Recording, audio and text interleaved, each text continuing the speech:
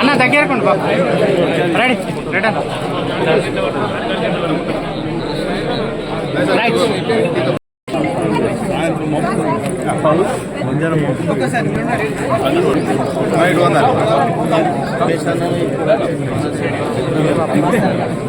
బాబాయ్ కొద్దిగా బాబాయ్ బాబాయ్ బాబాయ్ మీరు ఇద్దరు ఒక్కసారి ఇక్కడ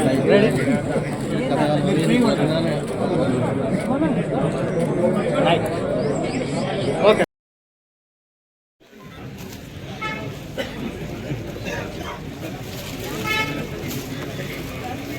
అన్న అడ్డం జరుగు ప్లీజ్ మీరు వెళ్ళండి.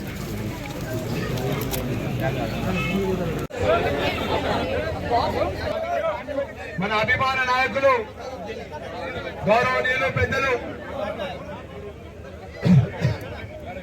శాసనమండలి సభ్యులు పెద్దలు జీవన్ రెడ్డి గారి యొక్క జన్మదిన సందర్భంగా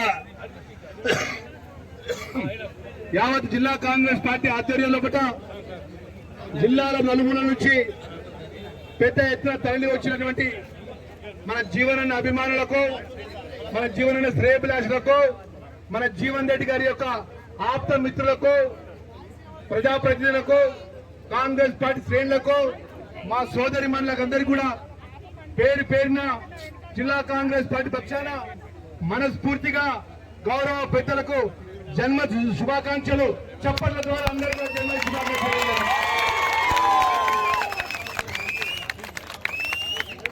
నూతన సంవత్సరం లోపల గౌరవ ముఖ్యమంత్రి గారు రేవంత్ రెడ్డి గారి నేతృత్వంలో రాహుల్ గాంధీ గారు, సోనియా గాంధీ గారి నేతృత్వంలో రాబోయే భవిష్యత్తు మన నాయకుడికి ఉజ్వలమైన భవిష్యత్తు ఉండాలని దేవుని కోరుకుంటూ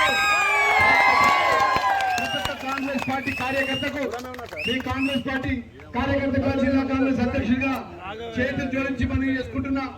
ఇంత గొప్పగా ఇంత ఘనంగా కార్యక్రమం లోపల ఎవరిని నెట్టేసుకోకుండా, ఒకరి మీద ఒకరు తొప్పుకోకుండా అందరినీ జీవన్ రెడ్డి గారు కలుస్తారు. నేను కూడా పక్కనే సార్ పక్కనే ఉంటా. దయచేసి అందరూ కలవడానికి అవకాశం ఉంది కాబట్టి ఇప్పుడు ఎవరైతే అభిమానంతో సార్ కేక్ తీసుకొచ్చిన వరకు ముందుకు రావాలని కోరుకుంటూ ఇప్పుడు కేక్ కట్ చేయాల్సిందిగా సార్ని మనం చేసుకుంటున్నాం.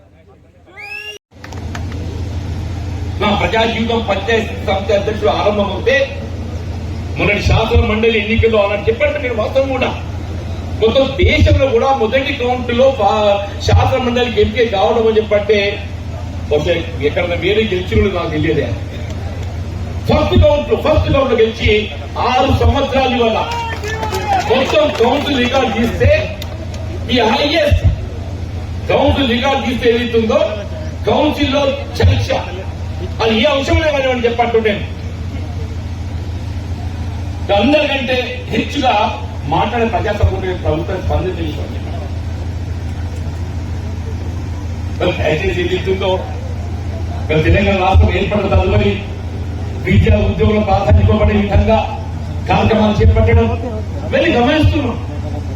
ప్రభుత్వ కార్యక్రమాలను ఒకవైపు ప్రజలకు అందుబాటులో ఉంటూ ప్రజా సమస్య తన సమస్యగా భావించి ఆ సమస్య పరిష్కారం కూడా పాల్గొనడమే నా జీవితం అని చెప్పని భావించే దయచేసి ఈరోజు వాస్తవం ఈ వేడుకను జరుపుకోవాలని చెప్పని ఊహించింది కాదు, భావించింది కాదు. మీరు కార్యకర్తల ఉత్సాహం అభిమానం చూసి మీరు ఇదంతా మీ యొక్క ఆలోచన అభిమానం చూస్తుంటే మరి కాదని లేక జీవితంలో నాకు అత్యంత తృప్తిని మన విషయంలో అందించిన తృప్తికి నా జీవితం ఏదైతుందో నా ప్రజా జీవితం ఎవరు కార్యకర్తలకు అండగా ఉండడం ప్రజా అభిమానాన్ని ప్రజలకు ఏదైతే నిత్యం అందుబాటులో వాళ్ళ సేవలో కొనసాగడం నా జీవితం చివరి అంకం వరకు అని చెప్పంటున్నాను. అది ఏ ఉదాహరణ ప్రధానంగా ఎప్పుడు చెప్తుంటా నేను ఇంకెన్ని రోజులు ఉంటాడు ఎప్పుడు వీడైనా నేను సత్యలాగానే ఉంటాను.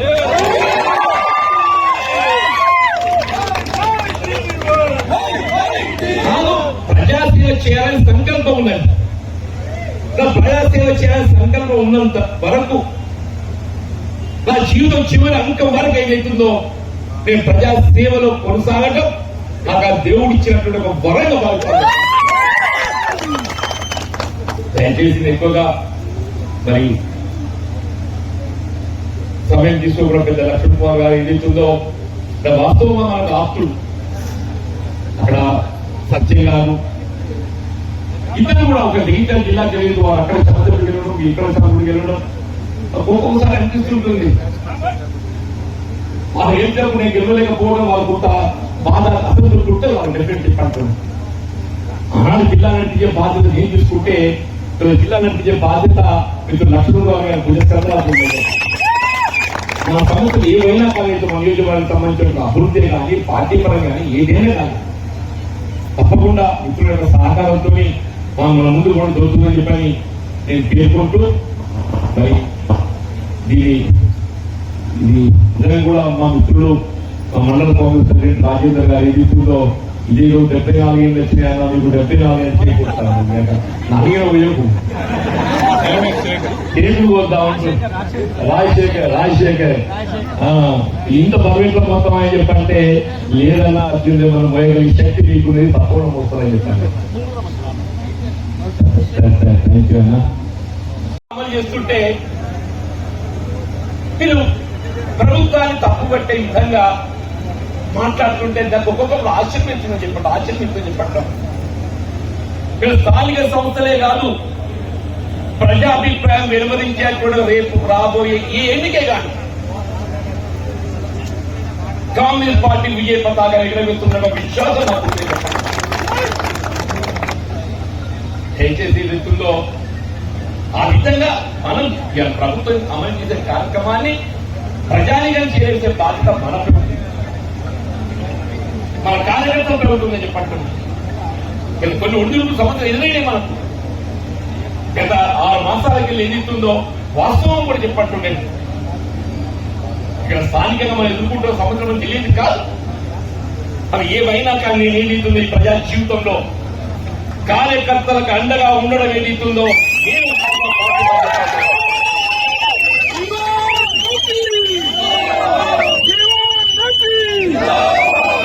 అది ఏ హోదానే ప్రధానం కాదు. మరి మీ అందరి అభిమానం చూస్తుంటే ఇంతకంటే ఎక్కువ పెద్ద బోధ ఏమి ఉంటుందమ్మా? జీవితం ఏం కోరుకుంటామని చెప్పంటున్నా. హోదా అంటే ఏంటి అంటున్నాను.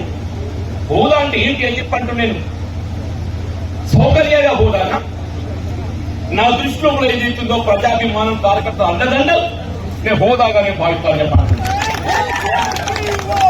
మీలాంటి కార్యకర్తల అండదండలు ప్రజాభిమానం నాకు ఉన్నంత వరకు ఏదైతుందో నాకు అంతరించే హోదా ఏంటి లేదు అని చెప్పండి. నా సుదీర్ఘ ప్రజా జీవితంలో అయినా లెక్కిస్తే మొత్తం తెలంగాణ రాష్ట్రంలో నేను అత్యంత సీనియర్ ప్రజానాయకుడే కాదు నా అన్ని ఎన్నికలు కూడా మనం కొట్టాలేదు. నా అన్ని ఎన్నికలు కూడా కొట్టాలేదు. సరే గెలుస్తున్నా ఓడుతున్నా అన్ని చూసి ప్రజా జీవితం ఒడిదుడుకులేను ఎదుర్కొంటున్నా. ప్రజా జీవితం అంటే ఏదైతుందో నల్లేరు నరికే కాదు.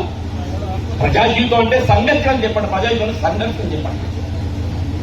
నేను 11 శాతం ఎన్నికలు కొట్లాడితే 6 గెలిచిన 5 ఆశ్చర్య పొందగలమా? 11 కొట్లాడింది ఎమ్మెల్యే ఎన్నికలు 6 గెలిచిన 5 పొందని. పార్లమెంట్ 3 కొట్లాడింది. కేసీఆర్ మీద 2 సార్లు కొట్లాడినా. కేసీఆర్ మీద 2 సార్లు కొట్లాడి తెలంగాణ ఉద్యమ సమయంలో చెప్పంటుండే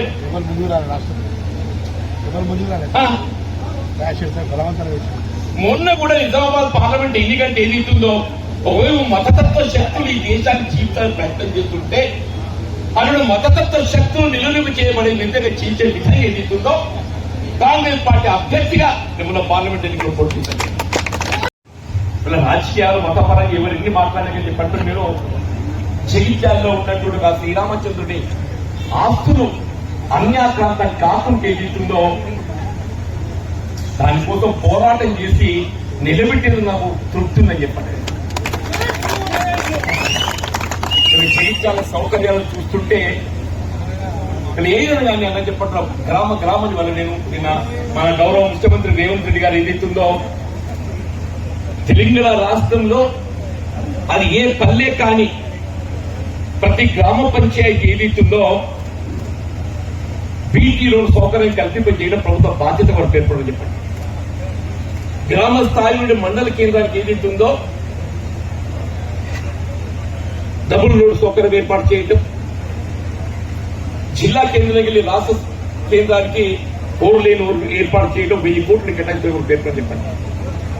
మన జగిత్యాలకు వచ్చి మనం 2009లోనే ప్రతి గ్రామం హ్యాబిటేషన్ పల్లె ఏదైతుందో బీటీ రోడ్ సౌకర్యం ఏర్పాటు చేసుకున్నందుకు నా జీవితం అంతకంటే తృప్తి ఏం కావాలని చెప్పండి. త్రాగునీటి సదుపాయం సౌకర్యం జగిత్యాల పట్టణం ఏదైతున్నదో తెలంగాణ రాష్ట్రంలో ఉమ్మడి ఆంధ్రప్రదేశ్ రాష్ట్రంలో ప్రతిరోజు అనునిత్యం త్రాగునీటి సౌకర్యం కల్పింపజేసే పట్టణం ఏకైక పట్టణం జగిత్యాల మున్సిపాలిటీ చెప్పండి తప్పదని చెప్పండి. ఎప్పుడు చెప్తుండో తైబజారు వీళ్ళ చిరు వ్యాపారాలు ఏదైతుందో వాళ్ళ జీవన వృద్ధి కొరికి కొన్ని పట్టాలపై ఆధారపడి వ్యాపారం చేసుకుంటుంటే మున్సిపల్ పన్ను ఏదైతుందో మనకి భారం అవుతుంది, ఇది సమంజసం కాదు అని దాన్ని రద్దు చేయాలన్నటువంటి ఒక ఆలోచన తెరపెక్కించి నేను ఇప్పటి కూడా చెప్పంటున్నాను, ఉమ్మడి తెలుగు రాష్ట్రాల్లో ఎక్కడ కూడా తైబజారు అందులేదు తల్లి. కేవలం జగిత్యాల మున్సిపాలిటీలో మాత్రమే ఏదైతే చిరు వ్యాపారులకు ఆర్థిక భారం కాకుండా ఏదైతుందో తైబజార్ రద్దు చేసి చిరు వ్యాపారులకు పండుగ తొక్కుడు బండ్లే కానివ్వండి, గ్రామీణ ప్రాంతం కాయగూరలు అమ్ముకుంటుండే కానివ్వండి, రోడ్లపై జీవనం కొనసాగించేటువంటి ఒక చిరు వ్యాపారం ఎవరే కానీ చెప్పండి వారికి అండగా నిలవాళ్ళ తలంపుతో ఏదైతుందో మరి మనం జగించాలన్న కార్యక్రమం అమలు చేసుకోమని చెప్పండి. ఇక్కడ అభివృద్ధి వాస్తవం చెప్పట్టున్నా ఇది నిరంతరం కొనసాగే ప్రక్రియ అభివృద్ధి అనేది. ఇక్కడ ప్రజా జీవితంలో ఏ స్థాయిలో ఉన్నో ఏ హోదాలో ప్రధానం కాదు, ఏ హోదా ఉన్నా కానీ ఏదైతుందో లేకున్నట్టు ఒక అనుభవంతో ఈ ప్రాంతాన్ని అభివృద్ధి చేయడం ఏదైతుందో మన బాధ్యత ఫలితాలు. మనకు వచ్చిన అవకాశంతో హోదా నదిపై అర్థాంతరాలు ఇచ్చిన బాధలు పుట్టి వంతెన నిర్మాణాన్ని పూర్తి చేయడమే కానీ, గుమ్మడియాల్ గోదావరి నదిపై వంతెన నిర్మాణం చేయడమే కానీ, కలమడు కమ్ముడు వంతెన నిర్మాణం చేయడమే కానీ, తెలంగాణ రాష్ట్రం ఏర్పాటుతో అధికారానికి వచ్చిన టీఆర్ఎస్ పార్టీ ఆనాటి గౌరవ ముఖ్యమంత్రి కేసీఆర్ గారు ఏదైతుందో మన కలిగి వచ్చిన సందర్భంగా నేను ప్రతిపక్ష పార్టీకి చెందినటువంటి వారు అయినప్పటికీ కూడా ఇక్కడ సమస్యను అవసరాన్ని ఏదైతుందో ప్రొజెక్ట్ చేసి 70 కోట్ల రూపాయలు మంజూరు పొంది ఇక్కడ బీర్పూర్ మనం వంతెన నిర్మాణం చేసుకున్న మాట మనకు తెలియదు కాదు చెప్పండి. ఇక్కడ అభివృద్ధికి ఒక హోదాలు ప్రధానం కాదు చెప్పిన ప్రజాస్వామ్యం లోపల ఏదైతున్నదో ప్రతిపక్షం అనేది తప్పనిసరి. ప్రతిపక్షాన్ని ఏదైతుందో నువ్వు విశ్వవిద్యాలయం వీళ్ళేం చెప్పంటున్నా వాళ్ళ తెలంగాణ రాష్ట్ర ఏర్పాటు ఏ ఉద్యమ ఆకాంక్షలు విద్యార్థులు నిండుగా యువత వాళ్ళ ఉపాధి కల్పన ప్రోత్సాహం మనం భావించామో గడిచిన దశాబ్ద కాలం ఏదైతుందో మనం ఆశించిన ఫలితాలు పొందలేకపోవడంతో వీళ్ళ ప్రజలు కాంగ్రెస్ పార్టీ ప్రభుత్వం రావాలని ఇప్పుడు ఆకాంక్షిస్తుంది.